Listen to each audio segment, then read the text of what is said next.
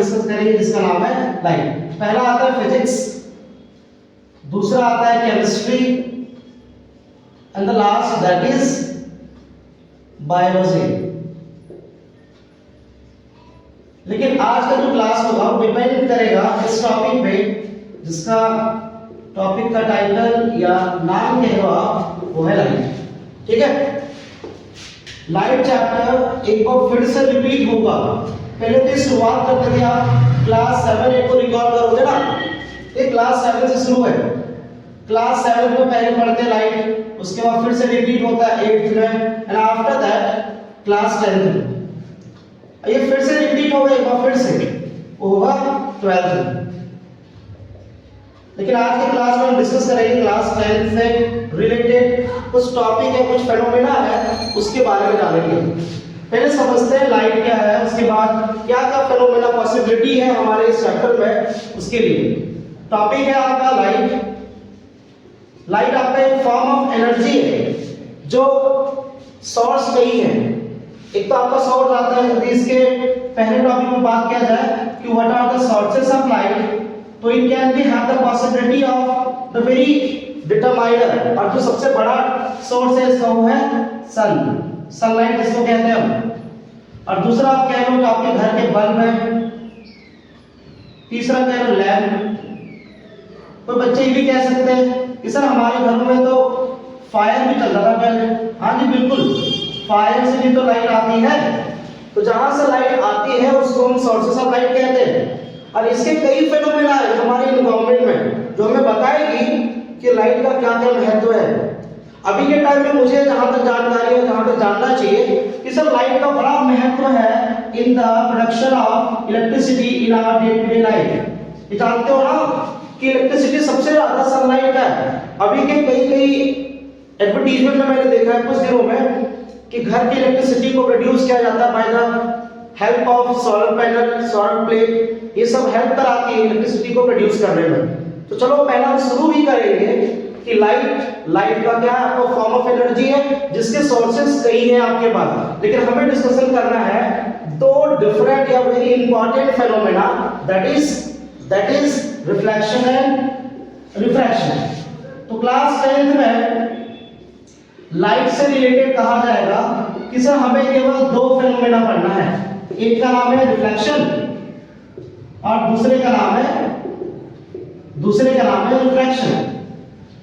ये दोनों फेनोमेना क्या होता है इसके बारे में भी हम डिटेल में बात करेंगे।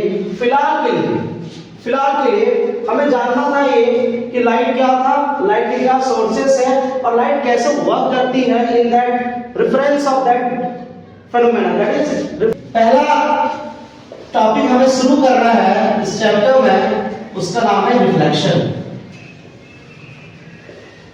पहले एक वर्ड से हम वाकिफ होते हैं जिसको हम कहते हैं फेनोमेना। फेनोमेना का मतलब होता है कि सर इस लाइट का क्या ऐसा इफेक्ट होगा हमारे एनवायरनमेंट में जो कई चीजें देखने को मिलेगा। तो क्लास 7 8 में बताया जाता है कि कोई एक तो पहले 3 टॉपिक के बारे में जानना।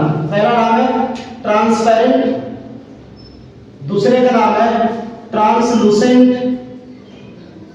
और तीसरे का नाम है ऑपेक। ये तीनों वर्ड अपने आप में थोड़ा मीनिंग रखती है। ट्रांसपेरेंट उसे कहते हैं जिससे लाइट पास हो सकती है, ट्रांसलूसेंट से भी पास होता है, लेकिन इसमें पूरे तरीके से पास नहीं हो पाएगा। द लाइट पासेस पार्शियली का मतलब होता है थोड़ा बहुत, ठीक है। और अभी जो इंपॉर्टेंट टॉपिक या इंपॉर्टेंट वर्ड्स के बारे में बात करें वो है ओपेक। ओपेक का मतलब होता है that does not allow the light to enter. इसका मतलब ये हुआ कि जो लाइट को अलाउ भी नहीं करता है, पास नहीं होने देता, उसे हम ओपेक कहते हैं। तो जो फेनोमेना पढ़ रहे रिफ्लेक्शन, उसमें हमें इस वर्ड का यूज होगा कि सर किसी ओपेक सब्सटेंस में एनी सब्सटेंस या any material that has the tendency to do not allow the light to pass। मान लो कोई ऐसा मटेरियल है जिसमें प्रॉपर्टी है, कैरेक्टर है कि सर जो लाइट आ रही है उसको पास होने नहीं देगा। अब पास नहीं होगा तो होने की चांसेस क्या है, सर टकराएगा और फिर से वापस आएगा, होने की यही चांसेस है। तो जो लाइट आया, टकराया, बाउंस बैक हुआ, इस फेनोमेना का नाम है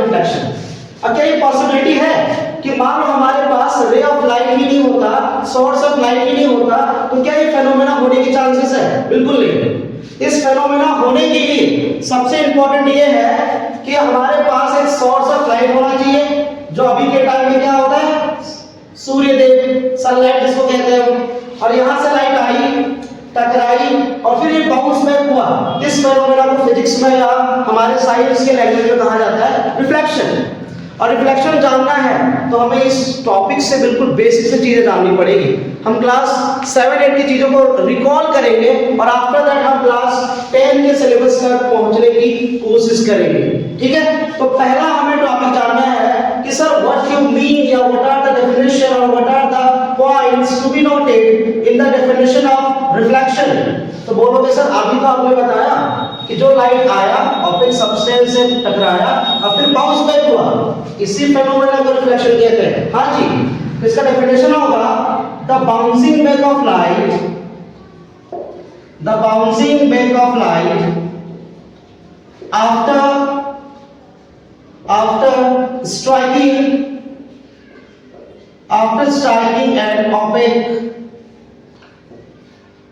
opaque substance। ये बात क्लियर है? हाँ जी, यदि आप कह रहे हो हाँ क्लियर है तो बिल्कुल होना चाहिए कि कोई ऑपेक सब्सटेंस आपने अपने घर के दीवार पे देखना कि मान लो कोई टॉर्च आपने जलाया तो क्या दीवार को क्रॉस करती हो? बिल्कुल नहीं। होता है क्या? लाइट गई, दीवार में टकराया, फिर बाउंस बैक हुआ और फिर रिटर्न आ गया। और इसी फेनोमेना का हमने नाम दे रखा है रिफ्लेक्शन। ये पहला टॉपिक आपको क्लियर हुआ डेफिनेशन के साथ कि रिफ्लेक्शन है क्या। रिफ्लेक्शन क्या है? कि sir whenever the light strike to any opaque substance it will bounce back और this phenomena is known as reflection। Clear है? उसके बाद क्लास 7 की चीजों को फिर से हमें 8 में पढ़ाया जाता है। इससे कुछ लॉ भी है, something that is related to class 7 to 8। इसके कुछ लॉ है सर। क्लास 7 में बताया जाता है कि रिफ्लेक्शन है क्या, क्लास 8 में बताया जाता है कि सर इसके लॉ क्या है, और क्लास 8 में इसके रे डायग्राम के बारे में बात करेंगे। तो रे डायग्राम अभी क्लास थोड़ी बाकी चलेगी, लेकिन फिलहाल के लिए दूसरा टॉपिक हम पढ़ेंगे इसी चैप्टर का, जिसका नाम है लॉ ऑफ रिफ्लेक्शन। क्या नाम है? Law of reflection. ओके, फिर से वही चीजों से रिकॉल करना शुरू करते हैं या स्टार्ट करते हैं। पहला हमने पढ़ा डेफिनेशन के बारे में, अब दूसरा टॉपिक पढ़ना है रिफ्लेक्शन, लॉ ऑफ रिफ्लेक्शन। कि सर इसके कुछ रूल है, कुछ कानून है, ये कानून क्या कहता है साइंस, इस टॉपिक पर पहले डिस्कस करेंगे और उसके बाद फिर इसके थ्योरी हम लिखेंगे क्या होता है चीजें। तो कहाँ ये आता है, जैसे एक डायग्राम की तरह बनाते हैं, डेफिनेशन लिखेंगे कि मान लो ये आपका ऑपेक सब्सटेंस है, लाइट आया, हाँ जी लाइट आया, बिल्कुल आया। आने के बाद यदि कोई ऑपेक सब्सटेंस है तो लाइट को अलाउ नहीं करेगा पास होने के लिए। ठीक, क्या होगा? आपके पास एक ही चांसेस है कि सर टकरा के किसी डायरेक्शन में जाएगा। तो जो लाइट आया, टकराया, फिर वापस गया, बाउंस बैक होके, उसको हम रिफ्लेक्शन कहते हैं। हाँ, इसमें कुछ टर्म्स याद रखना कि जो लाइट आती है उसको हम कहते हैं इंसिडेंट रे। क्या बोलते हैं? Incident ray. जो लाइट आने के बाद, टकराने के बाद फिर जो वापस जाती है उसको कहते हैं रिफ्लेक्टेड रे। क्या बोलते हैं? Reflected ray. और इस सरफेस से यदि आप एक परपेंडिकुलर ड्रॉ करते हो, if you are drawing any perpendicular line to the surface, इस सरफेस में उसको हम कहते हैं नॉर्मल। क्या बोलते हैं? नॉर्मल।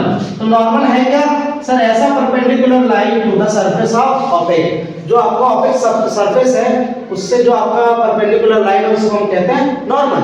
अब कहाँ ये जाता है, इसमें लॉ क्या है? पहला लॉ ये कह रहा है कि सर द इंसिडेंट रे, जो मैं अभी डिस्कस कर रहा था आपसे कि the incident ray comma reflected ray and normal all lies on the same plane। कहा कि जो तीनों लाइन के बारे में आप डिस्कस कर रहे हो वो तीनों एक ही जगह लाई करता है। हाँ बिल्कुल सही है। और दूसरा कि angle of incident is equals to angle of reflection. ये कौन सा एंगल कह रहे हो सर? चलो देखते हैं, अभी एंगल के बारे में डिस्कस करेंगे, फिलहाल लिखते हैं। एंगल ऑफ इंसिडेंट को रिप्रेजेंट करते हैं the symbol of angle with I and equals to symbol of angle with R. अभी आई और आर एंगल कहां बनता है? तो एंगल जब भी पूछा है बोलोगे कि नॉर्मल और इंसिडेंट रे के बीच में जो एंगल बना इसको हम एंगल आई कहते हैं, और नॉर्मल और रिफ्लेक्टेड रे के बीच में जो एंगल बना उसको हम एंगल आर कहते हैं। तो यही दो लॉ को या दोनों पॉइंट्स को नाम दिया गया है फिजिक्स में लॉ ऑफ रिफ्लेक्शन। बात क्लियर है? तो लॉ ऑफ रिफ्लेक्शन में आपको दोनों पॉइंट्स याद रखना है, एक छोटा सा डायग्राम याद रखना है, इसके सारे नाम से याद रखने, मोर देन इनफ है। ये सारी चीजें आपको 8th में करवाई गई है, 10th का सिलेबस नहीं है, लेकिन हमें जानना जरूरी है इसलिए क्योंकि अभी हम जब टॉपिक को स्टार्ट करेंगे अगला जिसका नाम है रे डायग्राम, तो उस समय सारी चीजें आपको फॉलो होना पड़ेगा या करवाना पड़ेगा, इसीलिए हम ये चीजों को रिकॉल करते हुए चलते जाएंगे अगली क्लास में। ओके, अगला टॉपिक जो हमें पढ़ना है वो है ऑप्टिकल डिवाइस।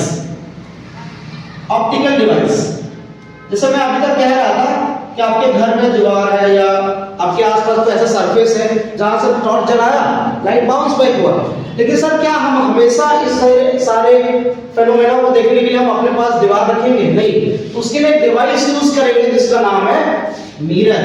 क्या नाम है? मिरर। और सर मिरर होता है क्या? मिरर आपका एक ऐसा ग्लास है या ऐसा ट्रांसपेरेंट ऑब्जेक्ट है जिसके पीछे कोट किया रहता है। कोट का मतलब हुआ पीछे से पेंट किया रहेगा तो लाइट पास ही नहीं हो पाएगा, और लाइट पास नहीं होगा तो अल्टीमेटली होना क्या चाहिए? बाउंस बैक होना। ओके, तो बाउंस बैक होगा तो इसका एक प्रॉपर नाम के बैठे जिसको हम क्या कहते हैं? मिरर। क्लास इस वाली क्लास में आपको दो अलग अलग मिरर के बारे में जानना है। एक का नाम है प्लेन मिरर, पहला टॉपिक का क्या नाम है? प्लेन मिरर, और दूसरा मिरर आएगा स्फेरिकल मिरर। और यही ऑप्टिकल डिवाइस हमें पूरे चैप्टर तक लेके चलेगा कि सर प्लेन मिरर में किस टाइप का इमेज बनता है, स्फेरिकल मिरर में किस टाइप का इमेज बनता है, क्या है स्फेरिकल मिरर। स्फेरिकल मिरर का आगे हम टाइप्स देखेंगे कि इसके दो अलग अलग पार्ट्स हैं, एक का नाम आता है कॉनकेव, एक का नाम आता है कॉनकेव मिरर और दूसरे का नाम आता है कॉन्वेक्स मिरर। तो सर ये चीजें हैं क्या, इसके बारे में हमें क्या डिटेल जानना है? टॉपिक आपका ओरिजिनल टॉपिक जो है क्लास 10 का वो यही है, ऑप्टिकल डिवाइस है कि मिरर क्या है, what are the types of mirror and what are the sub parts या sub type of spherical mirror, और that is concave and convex. इन पर बिल्कुल डिटेल में भी बात होगा, मिरर के फिगर से लेकर इसके प्रॉपर्टीज से लेकर एवरी पॉइंट्स को हम क्लियर करते हुए चलेंगे। लेकिन बात ये होनी चाहिए कि सर क्या अभी तक की क्लास में कोई डाउट है? यदि है तो आप क्रॉस करो, अदरवाइज हम आगे की तरफ चलना शुरू करेंगे। पहला टॉपिक शुरू करेंगे हम प्लेन मिरर के बारे में। इसके रिलेटेड सीबीएसई का जो एग्जामिनर है वो 3 मार्क्स से क्वेश्चन पूछता है कि प्लेन मिरर क्या है, इसके प्रॉपर्टीज क्या है। तो प्रॉपर्टीज के बारे में अभी जो भी क्लास में डिस्कस करेंगे ये बड़ा इंपॉर्टेंट होने वाला है, ये बड़ा इंपॉर्टेंट होने वाला है। लास्ट के 2 इयर्स का क्वेश्चन को सेलेक्ट करना साइंस का, तो उसमें दिखेगा कि प्लेन मिरर के प्रॉपर्टीज को बड़ा इंपॉर्टेंस दिया गया है और हमारे आसपास भी तो दिखता है, इसीलिए बड़ा इंपॉर्टेंट है ये टॉपिक। ठीक है, चलिए अब शुरू करेंगे नए टॉपिक के साथ जिसका नाम है प्लेन मिरर। चलिए पहला मिरर शुरू करेंगे हम प्लेन मिरर। ये टॉपिक अभी हुआ जस्ट कि मिरर दो टाइप से, प्लेन और स्फेरिकल। स्फेरिकल के सब पार्ट्स है कॉनकेव और कॉन्वेक्स। हम डिस्कस करने वाले हैं प्लेन मिरर के बारे में। पहला यदि कहा जाए सर वर्ड के ऊपर यदि आप डिस्कस करोगे तो प्लेन मिरर क्या होगा? प्लेन मिरर उसे बोलेंगे जिसका रिफ्लेक्टिंग सरफेस, रिफ्लेक्टिंग सरफेस का मतलब क्या हो कि जहां से लाइट रिफ्लेक्ट होकर बाउंस बैक होकर आएगा। तो मान लो इधर से लाइट आई और ये जहां से बाउंस बैक हो रहा है, अब ये सरफेस बिल्कुल प्लेन है, स्मूथ है कहा जाए, तो इसको हम प्लेन मिरर नाम देते हैं। तो प्लेन मिरर का मतलब ये हुआ कि it is a type of mirror whose reflecting surface is plane to touch। Plane to touch का मतलब आप छू के देखोगे ना तो ये प्लेन होना चाहिए, उसको हम प्लेन मिरर कहते हैं। और यदि प्लेन मिरर है तो फिर पहचानने का यही तरीका है, बाय टचिंग। ओके, इसकी प्रॉपर्टीज में बात करना, जैसे इस प्लेन मिरर का सबसे अच्छा एग्जांपल हम अपने ड्रेसिंग टेबल से समझना शुरू करते हैं। यदि मैं प्रॉपर्टीज के ऊपर बात करूं तो कहा यह जाता है, पहले चारों प्रॉपर्टीज को मैं समझाता हूं फिर लिखवाएंगे। प्रॉपर्टीज ये होता है कि सर यदि आप प्लेन मिरर के सामने खड़े हो तो जो हाइट आपकी है वही हाइट आपके इमेज बनेगा। तो पहला आता है कि height of object is equals to height of image. मान लो इफ आई एम 5.4, यदि मेरी हाइट 5.4 है तो प्रोबेबली ऐसा लगेगा इमेज में कि इमेज कितना है 5.4। तो पहला प्रॉपर्टी ये है कि height of image is equal equals to height of object या वाइस वर्सा। दूसरा कि sir the distance of the object is as equals to distance of image. जितना दूरी पे आप खड़े हो उतना ही दूरी पे आपका इमेज भी बनेगा। आप ये चीजों को ड्रेसिंग टेबल के सामने खड़े होकर ऑब्जर्व कर सकते हो कि जैसे जैसे मिरर के सामने आप जाते जाओगे आपका डिस्टेंस कम होता जाएगा, और दूर जाओगे तो ऐसा फील होगा कि हम जैसे जैसे दूर जा रहे हैं आपके इमेज से, सॉरी मिरर से, तो आपका डिस्टेंस भी क्या हो रहा है, बढ़ता जा रहा है। ये चीजें आपको ऑब्जर्व करनी है। तो पहला हो गया, पहला क्या हो गया, height of object is equals to height of image. दूसरा कि sir distance of object is equals to distance of image. U को रिप्रेजेंट करते हैं डिस्टेंस ऑफ ऑब्जेक्ट, v को रिप्रेजेंट करते हैं डिस्टेंस ऑफ इमेज। ओके। तीसरा ये कहता है कि सर ये इमेज बनाएगा वर्चुअल एंड इरेक्ट। अब ये कौन सा लाइन है सर? तो इस चीज के बारे में समझने के लिए फिर से मैं रिकॉल करूंगा कुछ प्रीवियस क्लासेस को। वर्चुअल एंड इरेक्ट, इरेक्ट तो वर्ड से समझ आ रहा हो कि ऐसा इमेज जो सीधा बनेगा, जैसे हम है वैसे ही इमेज बन रहा है तो उसको हम इरेक्ट कहते हैं। लेकिन वर्चुअल का मतलब होता है ऐसा इमेज जिसको हम स्क्रीन पे नहीं बना पाएंगे, वो हमें ऐसा महसूस होता है कि सब मिरर के पीछे है। लेकिन सोचने वाली बात ये है कि मिरर के पीछे तो कुछ भी नहीं है, लेकिन कैसे इमेज बन रहा है, तो इसीलिए इसका नाम ही दिया गया वर्चुअल। इंग्लिश में वर्चुअल का मतलब क्या होता है, काल्पनिक, और ये इमेज है भी काल्पनिक क्योंकि मिरर के पीछे बन रहा है। और it can not be the chances that कि कोई इमेज बन सकता है मिरर के पीछे, कोई जगह ही नहीं है, इसीलिए इसका नाम हुआ वर्चुअल इरेक्ट। तो वर्चुअल का मतलब ऐसा इमेज जिसको हम स्क्रीन पे बना नहीं सकते, और इरेक्ट का मतलब सीधा। ओके। चौथा पॉइंट आता है इसी टॉपिक का या इसी प्रॉपर्टीज का कि सर ये इमेज जो होता है वो लेटरल इन्वर्जन होता है, या लेटरल इन्वर्जन ही बोल लो, इन्वर्टेड कोई बुक लिखती है, लेकिन हमें तो इन्वर्जन से जानना है। लेटरली इन्वर्जन कहते हैं, लेटरल इन्वर्जन कहते हैं। सर ये क्या कह रहे हो, पहले तो बोल रहे हो आप कि इरेक्ट होता है, फिर कह रहे हो इन्वर्जन। नहीं, इरेक्ट का मतलब सीधा सही है, लेकिन लेटरल इन्वर्जन का मतलब होता है कि आप मिरर के सामने खड़े होंगे तो आपको पूरा लेफ्ट का जो पार्ट होगा, ये लेफ्ट का पार्ट, वो पूरा सीम्स टू बी राइट, वो राइट दिखेगा। जैसे मान लो हम लेफ्ट में वॉच पहने तो राइट में दिखाई देगा, राइट में मेरा मार्कर है हाथ पे तो कहाँ दिखेगा, लेफ्ट में। तो इसी को हम कहते हैं लेटरल इन्वर्जन। मतलब पूरा बॉडी पार्ट जो आपका है, लेफ्ट वाला पूरा पार्ट राइट में दिखाई देगा और राइट का पूरा पार्ट लेफ्ट में, उसको हम कहते हैं लेटरल इन्वर्जन। क्लियर है? तो प्लेन मिरर का चार प्रॉपर्टीज है, चारों पे ही पहले डिस्कस करेंगे हम। फिर से रिपीट करता हूं, ये पॉइंट का ऐसे ही मत लिखना एग्जाम में, इसको बिल्कुल स्टेटमेंट के साथ नीचे आपको ये बॉक्स में करके लिखना है। पहला कि height of object is equals to height of image, पहला पॉइंट। दूसरा distance of object is equals to distance of image, and third one कि सर इमेज बनेगा वर्चुअल एंड इरेक्ट, और चौथा कि लेटरल इन्वर्जन होगा कि जो लेफ्ट वाला वो राइट दिखेगा, राइट वाला लेफ्ट दिखेगा। ठीक है, ये बात क्लियर है। तो प्लेन मिरर के बारे में आपको इतना ही जानना है क्लास 10 के लेवल पे। क्लियर है? प्लेन मिरर का डेफिनेशन आ सकता है, चांसेस है, लेकिन उसकी प्रॉपर्टीज 99% चांसेस है। Very very important. ये टॉपिक कई बार रिपीट कर चुकी है बोर्ड, इसीलिए हम कह सकते हैं कि सर ये प्रोबेबल या चांसेस है कि ये टॉपिक आएगी। ठीक है, ओके जी। अब हम अगले टाइप्स ऑफ मिरर के बारे में बात करेंगे जिसका नाम है स्फेरिकल। स्फेरिकल अपने आप में बड़ा डीप चीज है, इसको समझने के लिए, इसको जानने के लिए हमें थोड़े कॉन्सेप्ट पे बात करना पड़ेगा, और वो कॉन्सेप्ट हम जस्ट 2 मिनट में शुरू करेंगे।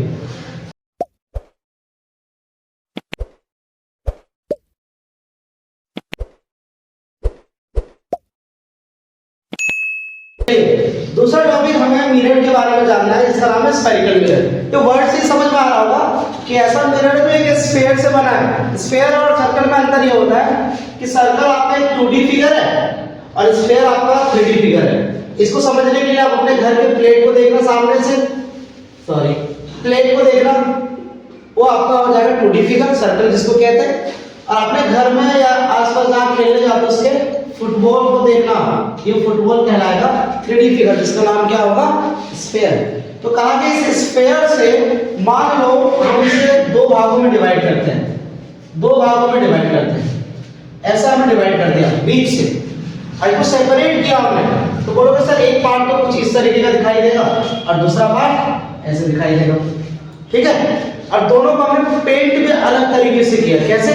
एक को हमने पेंट कर दिया पीछे साइड से, तो बोलोगे सर जब पीछे साइड से पेंट हुआ है मिरर, तो आगे वाला जो सरफेस होगा वो आपको दिखना चाहिए, ट्रांसपेरेंट वाला आगे की तरफ है, तो इस टाइप के मिरर का नाम दिया गया कॉन्वेक्स। क्या दिया गया? Convex mirror. कॉन्वेक्स मिरर का मतलब हुआ कि ऐसा मिरर जिसका रिफ्लेक्टिंग सरफेस आउटवर्ड कर्व है, बाहर की तरफ निकला, बाहर की तरफ, और ऐसा मिरर जिसका रिफ्लेक्टिंग सरफेस इनवर्ड कर्व है। इनवर्ड का मतलब अंदर की तरफ। आइए वर्ड से भी समझ में आता है।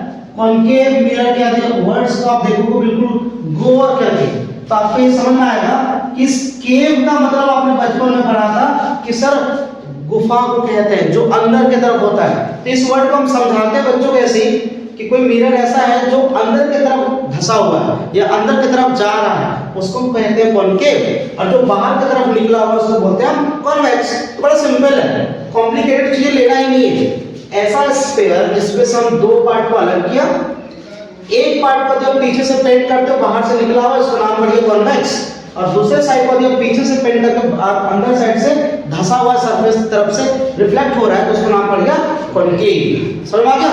ओके, अब जिसके बारे में जब हम एक टॉपिक पर डिस्कस करेंगे जिसका नाम है principal axis, focus, focal length, उस टॉपिक पे तो उस समय आपको समझ में आएगा कि सर इसका प्रिंसिपल एक्सिस ऐसे पास हुआ, इसका फोकस पीछे होता है और कॉन्केव का फोकस आगे होता है। उस समय मैं फिर इस चीजों को रिपीट करूंगा कि देखो कोई एक स्फीयर है, स्फीयर का कहीं ना कहीं एक सेंटर होगा। यदि आप मैथ पढ़ते हो या मैथ के स्टूडेंट्स हो तो आपको ये पता होना चाहिए कि any surface which are revolving around a circular path that have the centre, उसमें सेंटर होगा। और जो सेंटर है, इस सेंटर इसका भी है और इस सेंटर इसका भी है। तो अभी हम बात करेंगे अगली क्लास में कि सेंटर का क्या महत्व है, कैसे रिलेट करता है कॉन्केव और कॉन्वेक्स के साथ। बात क्लियर है? अभी की क्लास में जो चीजें हुई है उसको मैं जल्दी से रिकॉल करूंगा, उसके बाद नेक्स्ट पार्ट में पढ़ेंगे कि प्रिंसिपल एक्सिस क्या होता है, फोकल लेंथ क्या होता है और सारी चीजें। जल्दी से मैं रिकैप करता हूं। अभी रिकैप करते हैं कि आज की क्लास के वीडियो में क्या क्या हमने पढ़ा है। पहले शुरू किया टॉपिक, इसका नाम है लाइट। फिर दूसरा टॉपिक हमने पढ़ा कि सर इसके सोर्सेज क्या है, और सोर्सेज को आपने ही बताया मुझे, आप सभी बच्चों ने ही बताया कि पहला आता है सर बड़ा इंपॉर्टेंट, इसका नाम है सन या सनलाइट कहते हैं, और दूसरा बल्ब, आफ्टर दैट लैंप। कोई बच्चे कह रहे थे कि सर फायर भी लिख लो। हाँ जी फायर लिख लिया। किसी कहना है कैंडल भी तो है। हाँ जी कैंडल भी है। तो ये कई सोर्सेस है लाइट के। लाइट आपका सोर्स ऑफ एनर्जी है जिसका सोर्सेस कई अलग अलग चीजों से आती है। दूसरा फिर हमने टॉपिक पढ़ना शुरू किया कि सर लाइट के हमें कौन कौन से फेनोमेना के बारे में पढ़ना है इस चैप्टर में। तो हमें दो फेनोमेना, एक का नाम है रिफ्लेक्शन और दूसरे का नाम है रिफ्रैक्शन। दोनों टॉपिक क्लियर होगा, थोड़ा टाइम लगेगा लेकिन होगा बिल्कुल बेहतरीन सा। ठीक है। फिर तीसरा टॉपिक हमने शुरू ही कर दिया था कि सर रिफ्लेक्शन से चलो बात करना शुरू करते हैं। तो रिफ्लेक्शन क्या था? जहां से लाइट बाउंस बैक होगा किसी ऑब्जेक्ट या सब्सटेंस से टकराने के बाद। उसके बाद फिर हमने पढ़ा इसी का सब पार्ट्स जिसको हम 3.1 में जानेंगे कि सर लॉ ऑफ रिफ्लेक्शन और लॉ ऑफ रिफ्लेक्शन में हमने फिर दो पॉइंट्स पढ़ा। एक का नाम था कि sir incident ray, reflected ray and normal all lies on same plane, और दूसरा टॉपिक पढ़ा कि sir angle I is equals to angle R। Angle I का मतलब होता है angle of incident is equals to angle of reflection. ये दोनों एंगल कैसे दिखता है? तो इसका डायग्राम ही बताया मैंने कि आपका एक रिफ्लेक्टिंग सरफेस है, कोई रे ऑफ लाइट आई, इसको इंसिडेंट बोलते हैं, तो रे ऑफ लाइट टकरा के वापस गई, इसको रिफ्लेक्टेड रे बोलते हैं, और इसके बीच में नॉर्मल था, इस नॉर्मल के बीच में जो एंगल बन रहा था उसको हम एंगल आई और एंगल आर कह रहे थे। हाँ जी, ये हमारा हो गया था। उसके बाद फिर हमने चौथा टॉपिक शुरू किया था कि ऑप्टिकल डिवाइस क्या होता है, कि जो हम रिफ्लेक्शन पढ़ रहे हैं वो है क्या।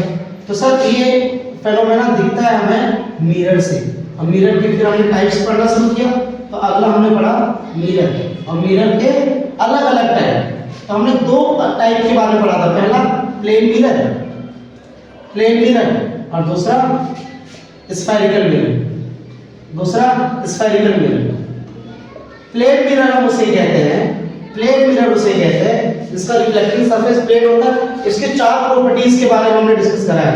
4 तो जल्दी से कंप्लीट हो जाएगा। पहला था कि sir height of object is equals to height of image, दूसरा distance of object is equals to distance of image, तीसरा virtual and erect, and the last that is lateral inversion. सही है, ये प्लेन मिरर के बाद। उसके बाद फिर हमने जब स्फेरिकल मिरर के बारे में पढ़ना शुरू किया, तब बोलोगे सर इसके 2 टाइप्स थे, एक का नाम था कॉनकेव और दूसरे का नाम था कॉन्वेक्स। इसके बारे में डिस्कशन भी हुआ था कि कॉनकेव उसको बोलते हैं जिसके रिफ्लेक्टिंग सरफेस इनवर्ट कर्व होता है, कॉन्वेक्स उसे कहते हैं जिसका रिफ्लेक्टिंग सरफेस आउटवर्ड कर्व रहता है। यहाँ तक की क्लास अभी हमने कंप्लीट कर रखा है। अगली क्लास में डिस्कस करेंगे कि इसमें कुछ पॉइंट्स जानना है कि principal axis, focus, focal length, radius of curvature और अपर्चर, इस सारे टॉपिक को अगले क्लास में कंप्लीट करेंगे। फिलहाल के लिए हमारा जो पहला ये लेक्चर या पहला जो क्लास है वो बड़ा इंपॉर्टेंट है आपके इस सिलेबस को कवर करने के लिए। ठीक है, आपको जानना है, थोड़ा मन से देखना है इसे, ये सारे टॉपिक आपको वन फ्लो में कवर करते हुए चलना है। बड़ा इंपॉर्टेंट सा चैप्टर है ना, क्योंकि क्लास 7, 8, 10 और फिर 12 अब तो इतना भी इंपॉर्टेंट नहीं होता जिसका बार बार रिपीटेशन नहीं होना चाहिए था। कुछ टॉपिक हमने पढ़ा होगा क्लास 3rd 4 में ईवीएस के बुक में, वो चीजें फिर से रिपीट नहीं होती क्योंकि वो हमारे आसपास नहीं था। लेकिन ये टॉपिक बड़ा इंपॉर्टेंट है, इसलिए हमें जानने के लिए बिल्कुल एक पॉइंट से लेकर और लास्ट के वीडियो तक आपको बिल्कुल ध्यान से समझना पड़ेगा। Okay, thank you class and give a very pleasant evening to everyone.